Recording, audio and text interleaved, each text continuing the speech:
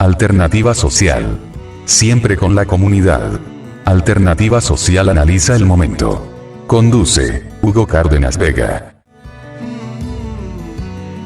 Un saludo a todos los amables seguidores y oyentes de este importante programa Proyección Educativa Siglo XXI. Hoy nos referimos definitivamente a esa actitud del gobierno nacional por priorizar la salida económica antes que seguir preservando la vida de la comunidad. En esta semana estuvo presente la viceministra de Educación y en una actitud de arrogancia, en una actitud de prepotencia, pues pretende incluso obligar a los padres de familia que envíen los niños, a pesar de que la patria potestad que regula la ley está en cabeza del padre de familia. Él es el que tiene que evaluar si definitivamente hay o no condiciones en las instituciones educativas.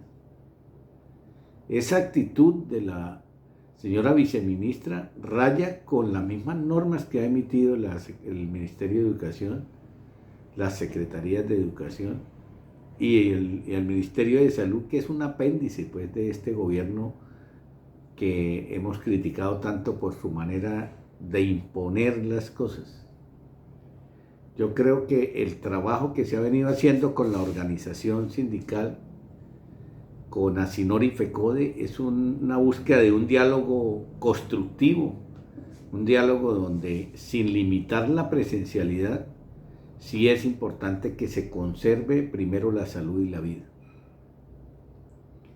Nos aterra de verdad la posición indolente del gobierno frente al estado calamitoso en que se encuentran las instituciones educativas. Pretender obligar hoy al padre de familia con el PAE, con la situación de las notas, de no garantizar la educación, pues es un contrasentido al verdadero principio que tenemos, como es el de la salvaguarda de la salud y la vida como primera medida, incluso protegida por la Carta Constitucional. Entonces, hoy criticamos de manera vehemente esa actitud, pero por eso llamamos a los rectores, a los profesores, a que asumamos con responsabilidad lo que hemos venido haciendo. Son las mesas de diálogo, son las mesas de trabajo en cada municipio, en cada institución educativa, concertando aspectos que puedan llegar a mitigar el impacto de esta pandemia, pero también pues buscando que haya un plan de acción para que se mejoren las instituciones. Lo que hemos encontrado, como lo hemos repetido, es una cantidad de problemas en la parte de la educación. Este gobierno no dialoga, y si dialoga, dialoga obligado por la norma, como fue el decreto 160, que de alguna manera obliga a que el Estado deba sentarse con los trabajadores. Pero la negociación está seguramente con esa desconfianza que tenemos los trabajadores y los educadores específicamente, porque el gobierno no cumple, firma los acuerdos y no los cumple. Toda esta situación de pasar 9 meses ya sin haber pagado el retroactivo salarial, sin haber incrementado el salario, pues genera una gran indisposición del magisterio. Pero eso tenemos que saberlo canalizar para que definitivamente entendamos que este es un gobierno de un corte que prácticamente desnuda al país, un gobierno que no atiende los reclamos, que no atiende la inmensa necesidad que tiene el pueblo colombiano de que haya un recambio en la cultura, en la parte económica y política del país.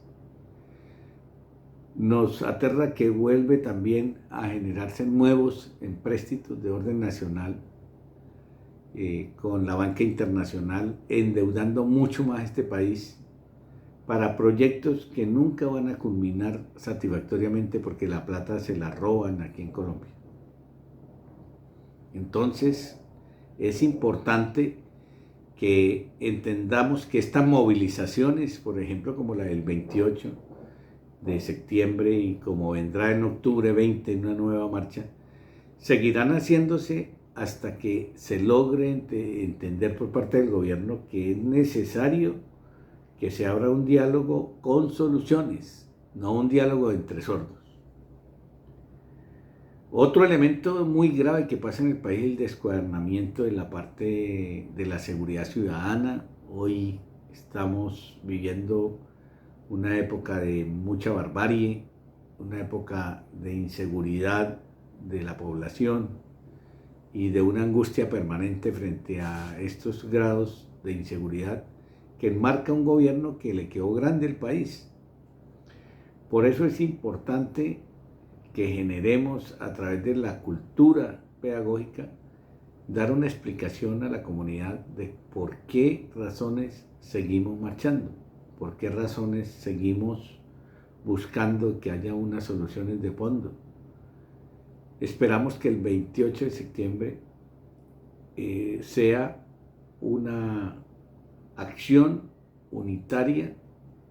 Aquí no somos solos nosotros.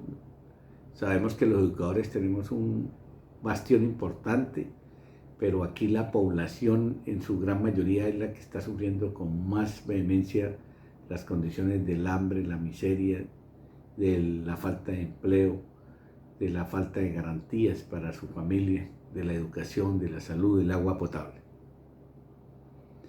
Y esperamos también que se haga un trabajo pedagógico para que ojalá el movimiento sindical esté en consonancia con la necesidad de un gobierno alternativo. Sería un contrasentido que los dirigentes estemos hoy luchando contra esta hambruna y mañana estemos respaldando esta actitud de este gobierno.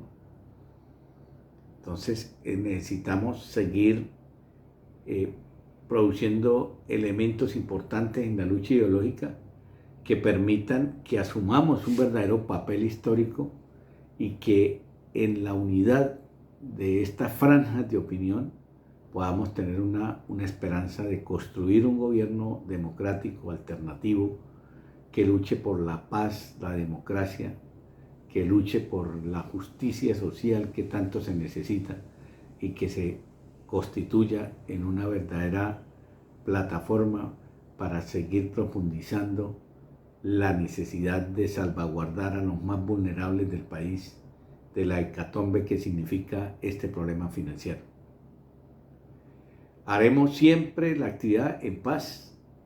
Convocamos siempre a que estas actividades las hagamos con la protesta pacífica, pero también convocamos a que la gente se eduque en que no es vendiendo su voto, no es ultimando de alguna manera, vendiendo su imagen, cómo vamos a salir de esta encrucijada. Necesitamos dar el paso y ese paso significa trabajar por un gobierno alternativo en el país. Están las condiciones dadas, no permitamos la estigmatización de los dirigentes, porque eso nos genera de alguna manera un mayor caudal de posibilidades para que siga este gobierno que ha demostrado hasta la saciedad que no interpreta al pueblo colombiano.